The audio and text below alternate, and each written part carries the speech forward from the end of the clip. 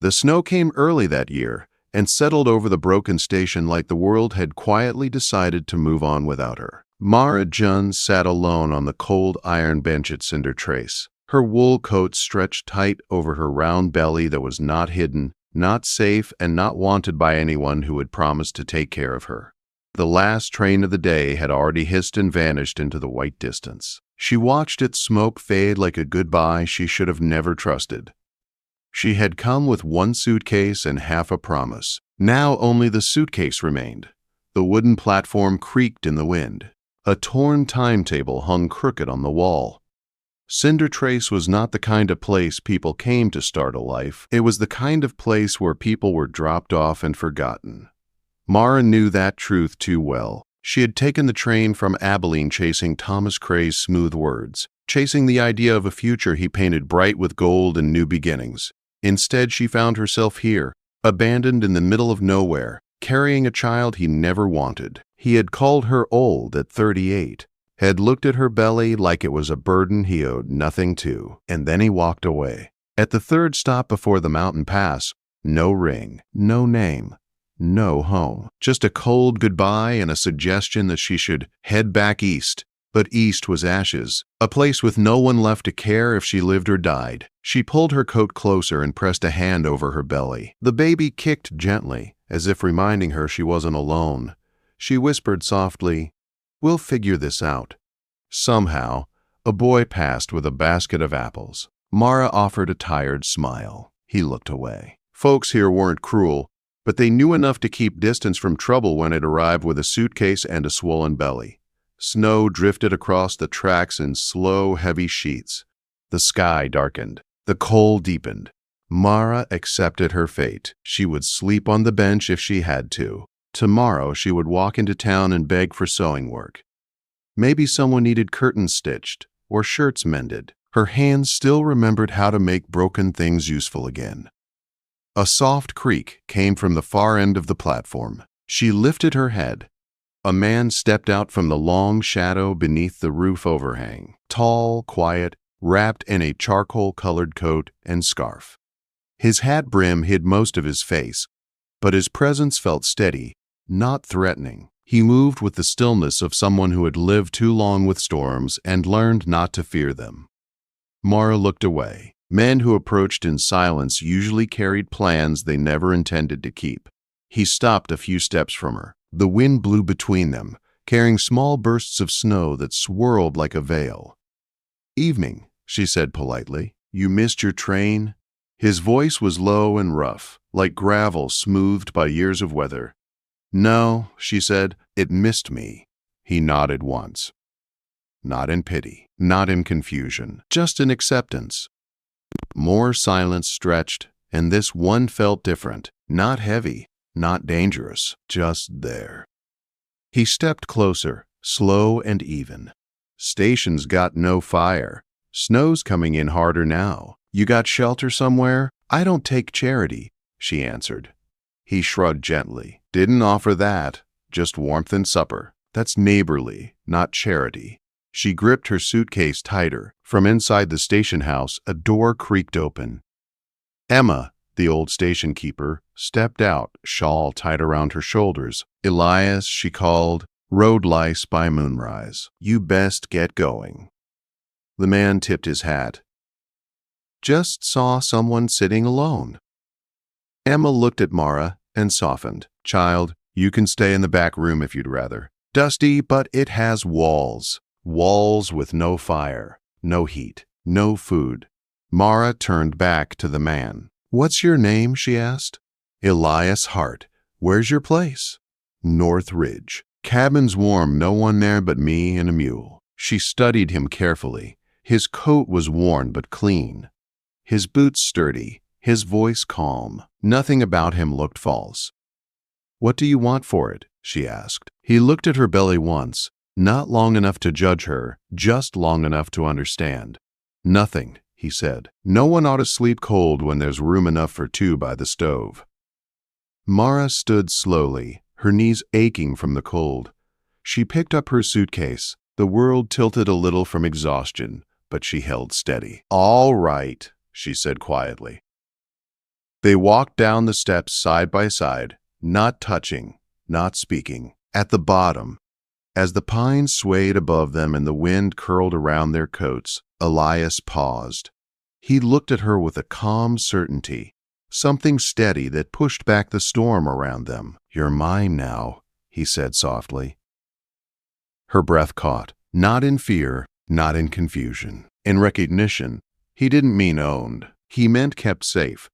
She nodded once, and together they stepped toward the waiting wagon as snow deepened around their footprints like the beginning of something neither of them had planned, but both of them now needed. The mule snorted as Elias tightened the reins, its breath rising in soft white clouds under the moonlight. The wagon creaked forward, old wood and iron singing in the cold night air. Mara sat beside him, her suitcase tucked between her boots, her hands buried in her coat sleeves.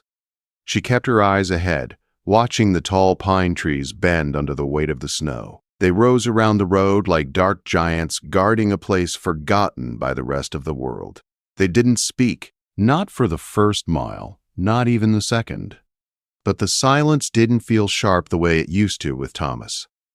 This one felt steady, like a blanket laid gently across their shoulders. Elias held the reins with calm hands, guiding the mule through the twisting trail. Mara could feel the tiredness in her bones settling deeper with each step of the wagon.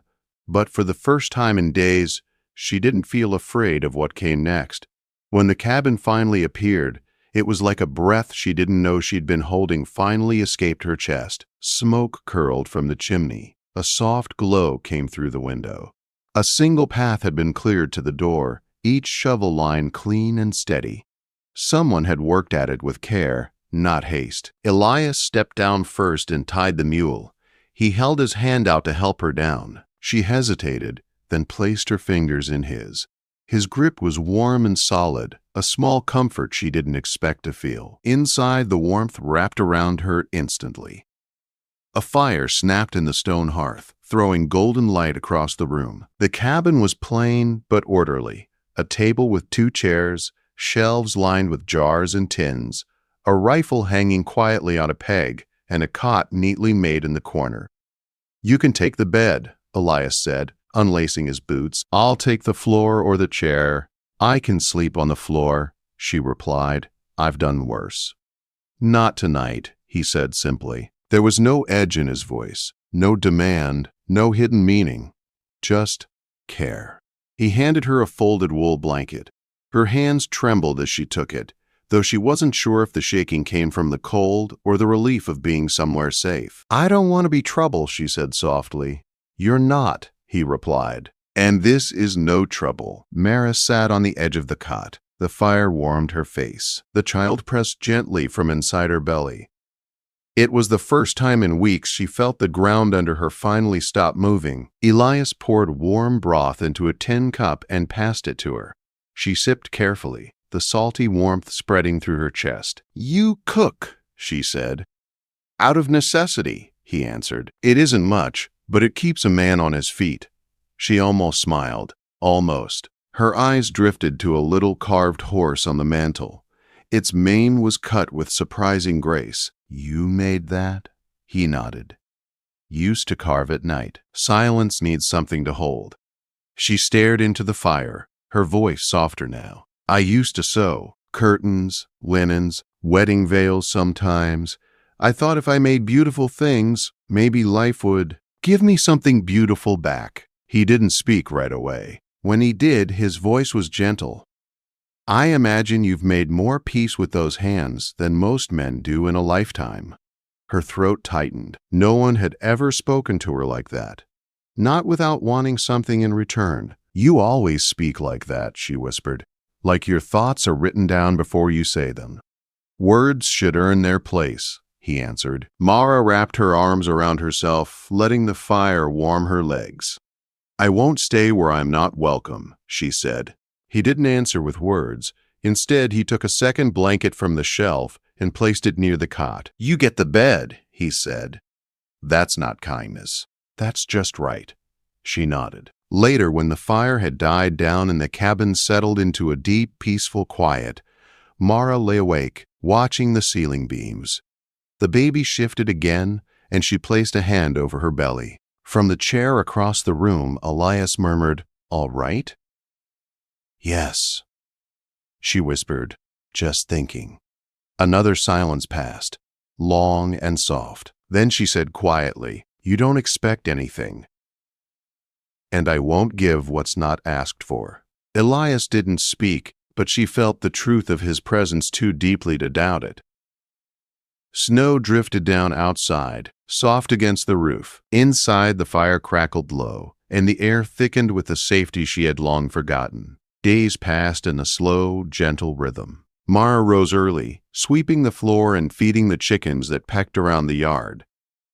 Her belly grew heavier, her steps slower, but she never complained. Elias noticed. He chopped wood before dawn, built her a stool to ease her back, heated water at dusk so she could soak her tired feet. He did it without fanfare, without asking for thanks.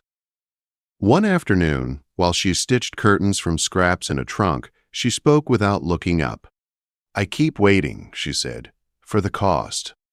"There's no ledger here," Elias replied. She swallowed hard. It was difficult to believe, but a small part of her, a tired part, wanted to. That peace lasted until the sound of hooves broke across the clearing. Too many hooves, too fast. Elias stood from the woodpile, axe in hand, eyes narrowing toward the hill. Mara stepped onto the porch, one hand on her belly. Then he appeared, Thomas Cray, riding into their quiet life like a storm breaking through an open door. Her heart froze. Elias didn't move. Thomas dismounted with a smirk she remembered too well. "Darlin'," he said, "miss me?" She said nothing. Not yet. Thomas looked at Elias. "So, you're the one keeping her?" Elias's voice was steady. "She isn't something to keep." Thomas laughed. "I've come to bring her home." Mara stepped forward, her spine straight. "I was never your home." His smile cracked. Elias moved between them, calm, certain. Thomas's eyes narrowed. His pride stung. "You deny me what's mine." Mara met his gaze. "I was never yours, and I never will be." Thomas reached for his pistol. Elias lifted his rifle, slow and steady. "You want to draw," he said. "You better mean it." Silence fell. Thomas hesitated. Then he spat in the snow and turned away. "This ain't over," he muttered. Mara exhaled shakily as he rode off. Elias placed a gentle hand near her arm. "You're safe." She nodded, though her knees trembled, for now. But the storm wasn't done with them yet. Dawn never truly arrived. It crept in gray and slow, wrapped in a cold that felt deeper than winter itself. Mara woke with a sharp twist low in her belly that stole her breath. She braced herself on the cabin wall, fingers digging into the wood. Another wave of pain rolled through her, stronger, anchoring her where she stood. Elias stirred from the chair near the hearth. He was at her side before she could speak, steady and calm, one hand on her back. "It's time?" he asked.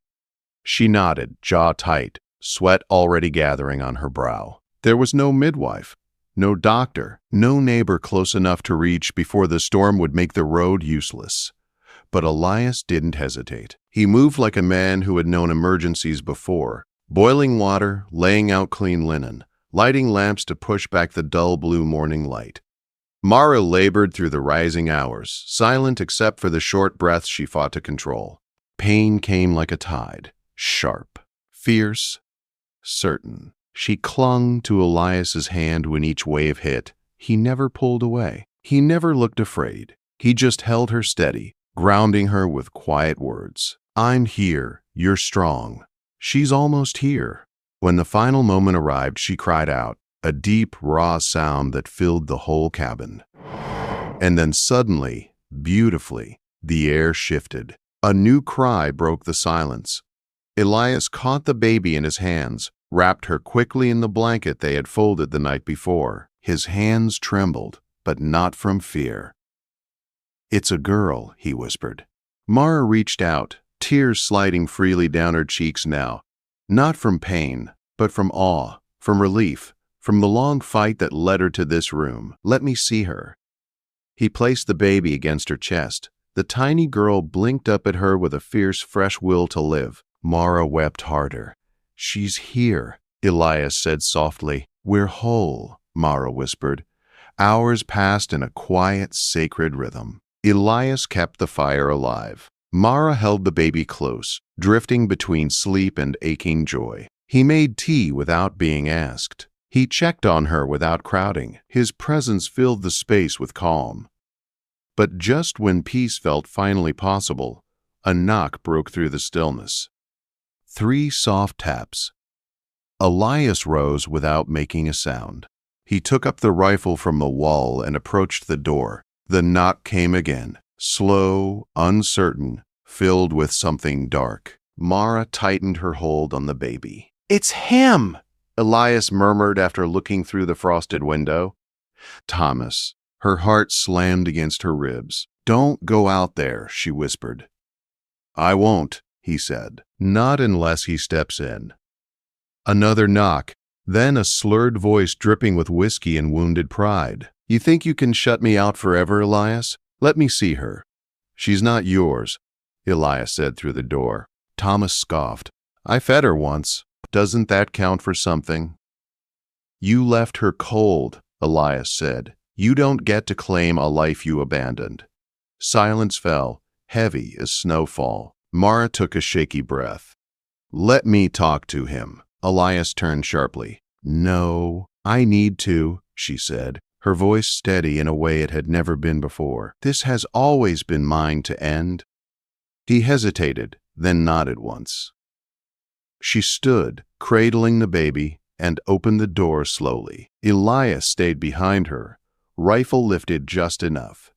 Thomas stood a few paces away, snow on his boots, his hair wild, his eyes bloodshot. He looked at the baby first, then at Mara's face. Something faltered in him, a sagging of pride, a flicker of something hollow. "You don't know what you're doing," Thomas slurred.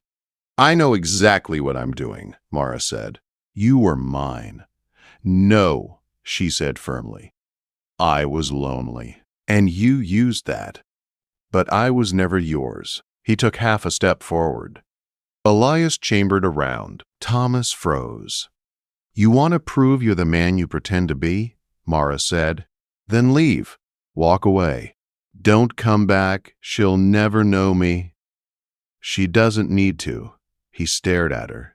For the first time, he looked empty instead of angry.